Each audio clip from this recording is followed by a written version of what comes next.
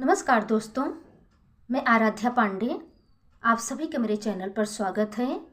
तो दोस्तों, आज मैं आपके लिए एक अवसान मैया का भजन लाई हूँ। तो आइए सुनते हैं।